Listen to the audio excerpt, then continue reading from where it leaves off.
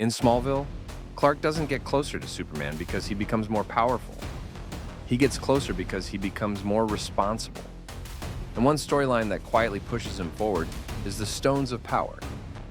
At first, they look like ancient Kryptonian artifacts, just another mystery for Clark to solve. But the deeper you go, the more obvious it becomes. The stones aren't just about power, they're about pressure. They force Clark to stop avoiding his future and start stepping into it. Because before Clark could ever wear the symbol, he had to prove he wouldn't use power the way everyone else around him wanted to. On the surface, the Stones of Power are ancient Kryptonian artifacts hidden across Earth, each carrying immense energy and tied to a larger purpose. But what makes them important isn't just what they are, it's what they make Clark do. Up to this point in Smallville, Clark's journey is mostly reactive. Problems appear, and he responds. The caves offer clues. Jor-El gives instructions. Events unfold around him, and Clark tries to manage the fallout. The stones change that pattern. Now Clark has to move first. He has to search, interpret, and protect these objects before other people get to them. That changes his role completely. He's no longer just reacting to danger, he's preventing it. And that matters because Superman isn't defined by responding well after disaster hits. He's defined by stepping in early before the wrong people get what they want. That shift starts here. Before the stones, Clark's connection to Krypton is mostly explored through the Kawachi Caves.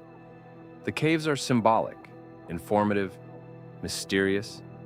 They help Clark understand that his life is tied to something bigger, but they don't demand much from him beyond interpretation. The stones are different. The caves are about discovery. The stones are about responsibility. Once Clark knows the stones exist, he can't just study them from a distance. He has to make decisions. He has to intervene. He has to stop other people from using something he doesn't even fully understand yet. That uncertainty is important, because now, Clark is learning one of the most Superman-like lessons in the entire show. You don't always get perfect answers before responsibility arrives. Sometimes, you have to act first and trust your judgment. And that's where the stones stop being mythology and start becoming a character test. Once the hunt for the stones intensifies, the conflict stops being about finding them. It becomes about who should have them. That's where the real moral pressure begins. Every major character sees the stones differently. Some see opportunity, some see legacy, some see control. Clark sees risk. That difference shapes everything. He doesn't chase the stones to gain anything for himself. He doesn't pursue them to unlock their full potential or make himself stronger. His instinct is restraint. His instinct is containment. And that instinct matters. Because Clark is learning that power is not something you earn just because you can reach it. Sometimes the most heroic thing you can do is keep power away from the people who want it most.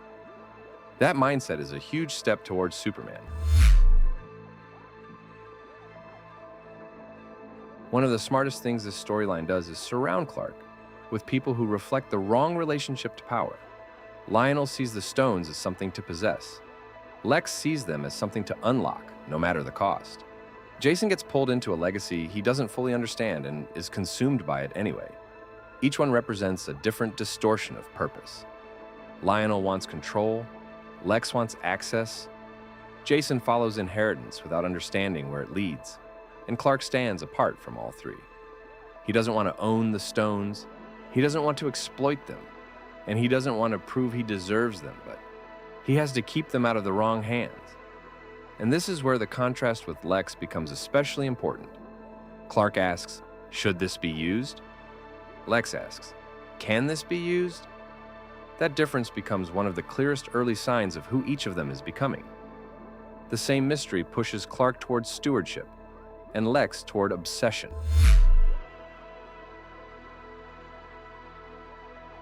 For most of Smallville, Clark keeps his distance from anything tied too closely to Krypton.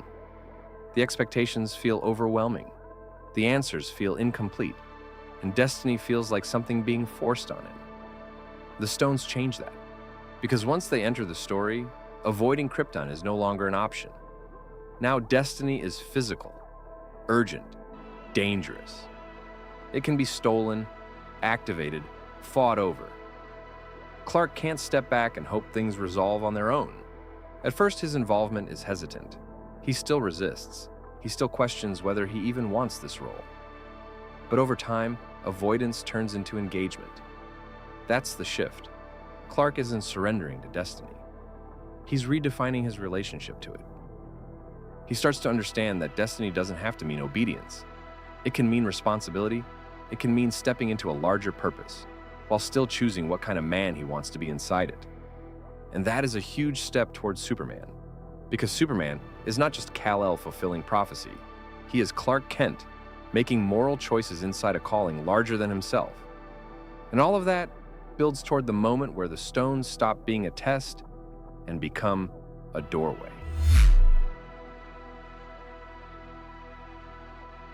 Everything in this arc leads to one major turning point: the Fortress of Solitude. That's what gives the Stones storyline its real weight, because the fortress is more than a location. It's a transition point. It takes Clark's Kryptonian identity out of scattered symbols and fragmented guidance and turns it into something structured, present, and unavoidable. The caves gave him hints. Jor-El gave him commands. The fortress gives him direction, and the stones are what make that possible. Without them, the fortress doesn't exist. Without the fortress, Clark's next phase doesn't begin. That's why this arc matters so much. It doesn't just expand mythology, it advances identity. The stones move Clark from circling his purpose to stepping toward it.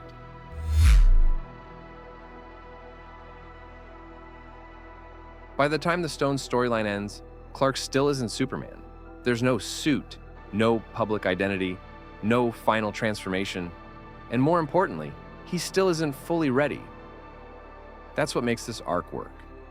The Stones don't prove Clark has mastered responsibility. They show him how heavy responsibility really is. They force him into situations where power, knowledge, and destiny all carry consequences, even when he doesn't fully understand them yet. That matters because Smallville never treats Clark's growth as automatic. He doesn't become Superman just by learning more about Krypton. He becomes Superman slowly, through pressure, mistakes, and the hard realization that responsibility is bigger than he wants it to be. The Stones are part of that process. They push Clark closer to the mindset he will eventually need. They force him to engage with his future instead of avoiding it. They show him that power has to be protected, not possessed, and that destiny means nothing without the character to carry it. So no, the Stones don't turn Clark into Superman, but they do move him one step closer. The cape comes later. The Stones of Power were never just magical Kryptonian relics. They were a checkpoint in Clark Kent's evolution, a test of how he handled knowledge, pressure, temptation, and responsibility before he was ready to fully become Superman. They didn't give him his heart, and they didn't give him his morality, but they forced him to prove both. So, what do you think? Were the Stones of Power one of the most important mythological arcs in Smallville? Or do you think the show overcomplicated Clark's path to Superman? Let me know in the comments. And if you enjoyed deep Smallville breakdowns like this, subscribe, because there's still a lot more mythology, symbolism, and character development to unpack.